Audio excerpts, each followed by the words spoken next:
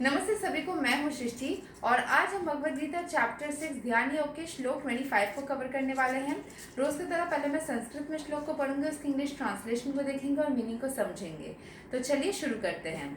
सनैः सनैर उपारमेद बुद्ध्या धृति गृहीत्य या आत्मा संस्थां मनाः कृत्वा न किंचिद आपि चिंतयेत्. Gradually, step by step, one should become situated in trance by means of intelligence, sustained by full conviction, and thus the mind should be fixed on the self alone and should think of nothing else.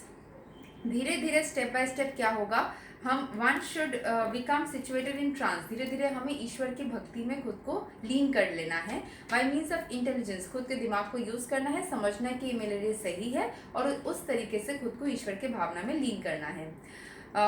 Sustain bye full conviction, आपको खुद के अंदर एक conviction रखना है कि हाँ मैं कर सकती हूँ, कर सकता हूँ, मुझे करना है।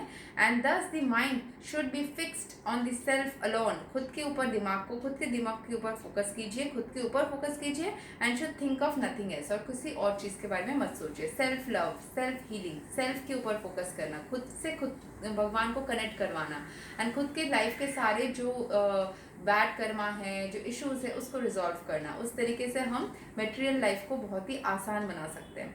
यहाँ के एक्सप्लेनेशन को समझ लेते हैं। By proper conviction and intelligence one should gradually cease sense activities. This is called pratyahara.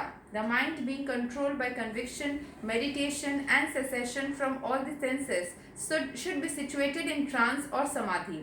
At that time, there is no longer any danger of becoming engaged in the material conception of life. जैसे ही आपने मन को समाधि में लीन कर लिया, कैसे?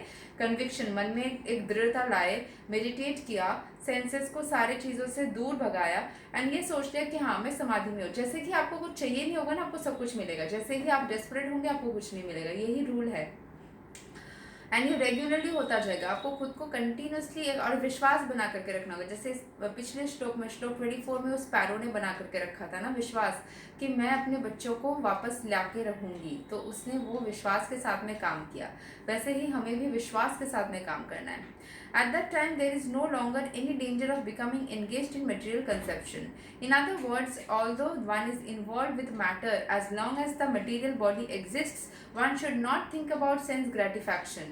One should think of no pleasure aside of the pleasure of supreme. क्योंकि जब भी आप प्लेजर्स के बारे में सोचोगे और वो चीज़ अगर नहीं मिलती है तभी तो दर्द होता है। ये पूरा भगवद गीता आपको दर्द से मुक्त करने का तरीका। जितना ज़्यादा कम एक्सपेक्टेशंस रखोगे, जितना ज़्यादा आप ईश्वर के प्रति अट्रैक्टेड रहोगे, उतना ज़्यादा आपको जो चाहिए है उससे ज़्यादा मिलेगा, क्योंकि ईश्वर की एनर्जी उतनी ही स्ट्रांग है। साइंस है, जिसके बारे में हम दिमाग से सोचते हैं वही एनर्जी हम रिसीव करते हैं एंड वही एनर्जी हमारी लाइफ में मैनिफेस्ट होता है। ये मैजिकल मैनिफेस्टेशन हमारी दुनिया की सच्चाई है।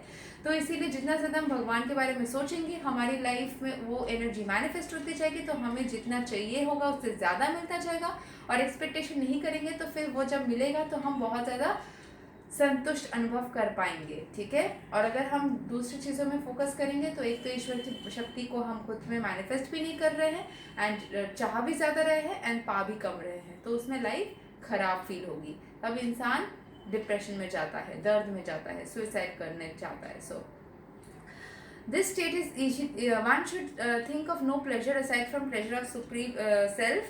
This state is easily attained by directly practicing Krishna consciousness. जितने ज़्यादा कृष्ण कॉन्शियसनेस, क्योंकि कृष्ण जो है वो पालन करता है, उनके पास में आप भक्ति करेंगे तो वो आपका पालन किए बिना जाएंगे कहाँ। तो यही तक था श्लोक नंबर 25 और भगवद गीता चैप्टर 6 ध्यान योग। अगले श्लोक वीडियो में हम श्लोक 26 को कवर करेंगे। तब तक के लिए हरे कृष्ण, राधे राधे, जय श्री राम।